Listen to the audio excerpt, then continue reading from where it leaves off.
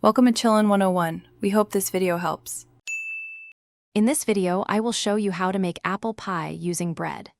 This creative method offers a delicious twist on a classic dessert, perfect for when you crave pie but lack traditional crust ingredients. We will walk through each step, from preparing the sweet apple filling to assembling and baking your unique pie. Get ready to enjoy a warm, comforting treat with a surprisingly simple base. First, let's prepare our delicious apple filling. You will need about 6 medium apples, peeled, cored, and thinly sliced. In a large bowl, combine these slices with 1/2 cup of granulated sugar, 1 teaspoon of ground cinnamon, and 1/4 teaspoon of nutmeg. Finally, stir in 2 tablespoons of all-purpose flour. This helps to thicken the juices, ensuring a perfectly set and flavorful filling for your pie. Now, for the unique crust. Take 8 to 10 slices of white bread and trim off the crusts.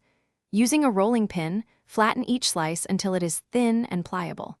Carefully line a 9-inch pie dish with these flattened bread slices, overlapping them slightly to create a solid base. Then, pour your delicious apple filling evenly over this bread base. Finally, arrange more flattened bread slices on top to form the pie's upper crust.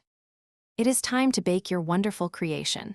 Preheat your oven to 375 degrees Fahrenheit. Place the pie in the preheated oven and bake for approximately 40 to 50 minutes, or until the bread crust is beautifully golden brown.